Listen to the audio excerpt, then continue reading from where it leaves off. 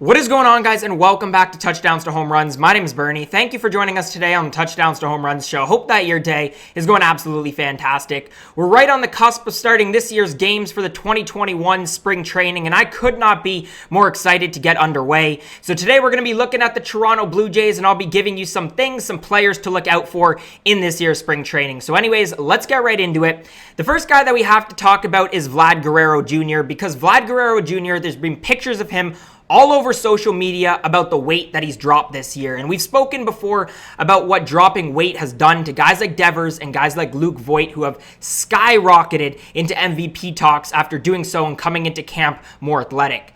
I think the spring training, although spring training stats don't necessarily matter, I think it's going to be really interesting to A, really see how much more athletic Guerrero actually is, and B, if he can solve his main problem of being able to elevate the baseball. I think him being more athletic at the plate, he'll be able to do so. I think he'll be able to sit more on his back leg and hopefully hit those home runs. I think it's also going to be interesting. I expect Vlad Guerrero in the season to be the first baseman for the Blue Jays, rotating between first base and DH. But I think it will be interesting, will they give him any time at third base over there? He's more athletic now. He's had defensive struggles at third base in the past, but with the more athleticism, I think it'll be interesting to see, do they give him a shot over there? I think that'll also be a telltale of what they're expecting from Groshans in the future.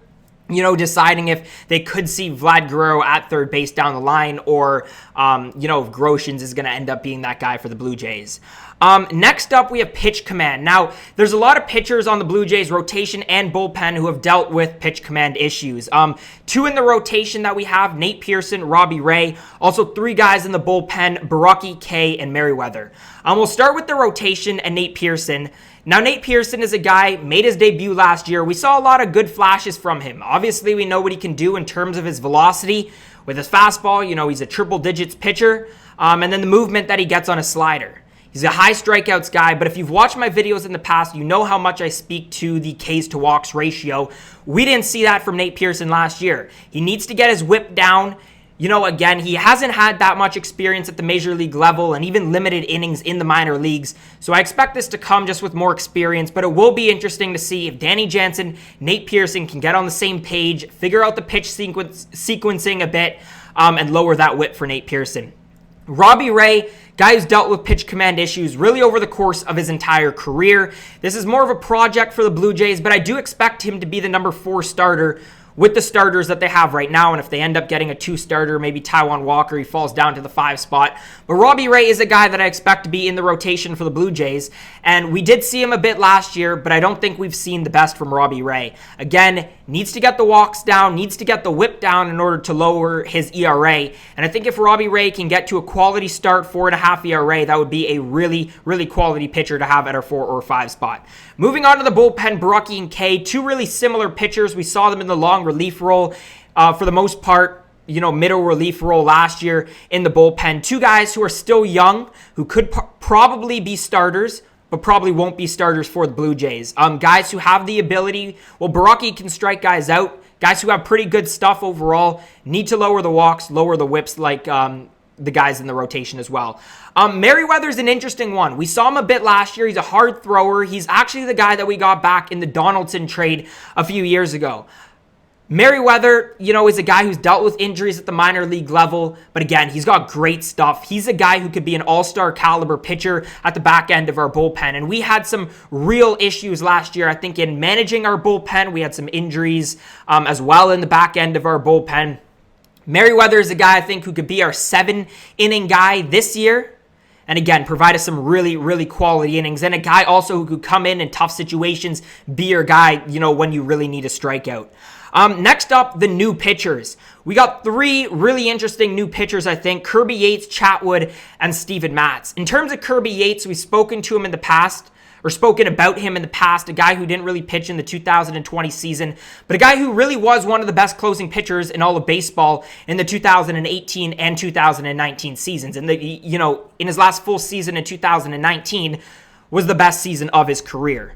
I'd love to see Kirby Yates stay healthy. I expect him to be a shutdown in the 9th inning if he is, but we've had injuries, some issues with our closers in the past, with Ken Giles being hurt last year, and overall just mismanaging the bullpen. So I think Kirby Yates is a really quality veteran pitcher who I think if he's healthy will put up the fantastic stats. Really good pitcher to have to shut down in the 9th inning.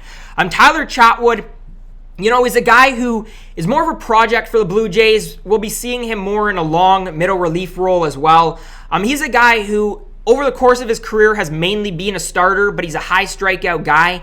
And, I've spoken about Chatwood in the past, about how these starters who have really good stuff transition into the bullpen.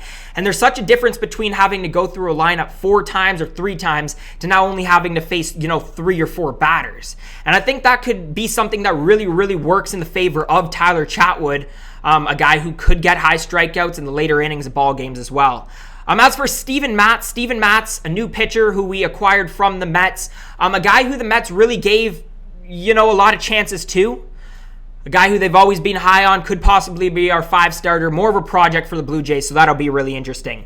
Next up, the defense for Bichette. We know what Bichette can do at the plate. He's a great hitter, guy who showed it last year. I even expect him to take another step up in terms of his power, average this year. I think he could be an all-star caliber shortstop. But I think what's separating him from being, an MVP caliber shortstop this year is that defense. We've seen flashes from it. He's very athletic. He's a very athletic middle infielder. But he made a bunch of errors. Let's see if he can clean that up. Expect it to come with more experience and just more reps at shortstop at the major league level. Next up, Marcus Semien. Where's he going to fit in positionally? We know, that the Blue Jays have a bit of a void at third base. We've heard some things, possibly that he could play second. Bichette goes to third base. Maybe Semien even in the outfield, or Bichette in the outfield. I think spring training, Blue Jays probably going to try all of their different sort of rotations of the players. You'll probably see Marcus Semien, even Kevin Bichette flip around positions a bunch. But it'll be really interesting to see where he does fit in the most. Next up, we got catchers. Now, Danny Jansen is going to be our starting catcher, but it'll be really interesting to see a guy like Kirk. I've spoken to how highly I think of him. He's a great hitter at the plate. I've seen so many, projections about the future player that he could be. But if Guerrero plays first base, Danny Jansen is your catcher. There's a lot of guys competing for that DH spot, and we're going to talk about Rowdy Tellez in just a second. But again, it's going to be really interesting to see where Kirk fits in. I'd love to see him be an everyday player. He probably won't be. I think he'll split time at DH, but again, let's look out for what the Blue Jays sort of do with him positionally in spring training. And last up, we got Rowdy Tellez and pitch selection. Now, Rowdy Tellez is a guy who was fantastic for the Blue Jays when he was in the lineup last year. A lot of Blue Jays fans wanted to see him in the lineup more often. But again, it's really tough positionally. And we spoke to, how many guys are going to be competing for that DH spot. And really positionally, Rowdy Tellez can only play first base and DH. Now, at DH, you have the excess outfielders, probably Teoscar Hernandez, Grichuk probably rotating over there. I expect Guerrero to rotate between first base and DH. We got Kirk, whole bunch of guys who could be in that DH slot in the lineup, Rowdy Tellez being one of them. So how does Rowdy Tellez, take that next step up in order to be the everyday DH? Well, he's got to cut back on the strikeouts. We know he's a big hitter. He's a guy who's going to hit the home runs. He's got a fairly good average as well for the type of hitter that he is. But he's a high strikeout guy. There's a lot of free swingers overall in this Blue Jays lineup with Bichette. But again, particularly with Rowdy Tellez, love to see him, be a little more patient at the plate. Let's see him take some more pitches. You can still hit home runs because you can only hit the good pitches anyway. So let's see him really zone in here, raise that average, raise that OBP, and I could see Rowdy Tellez getting into the lineup more often like many Blue Jays fans want. But anyways, guys, if you did make it to this point in the video, thank you. Let me know what you guys think down in the comment section below. What are you guys most looking forward to in the spring training for the Toronto Blue Jays? If you did enjoy today's video, make sure to leave a thumbs up, subscribe to Touchdowns to Home Runs for more Blue Jays content just like this. As always, guys, thank you so much for watching, and I hope to see you again next time.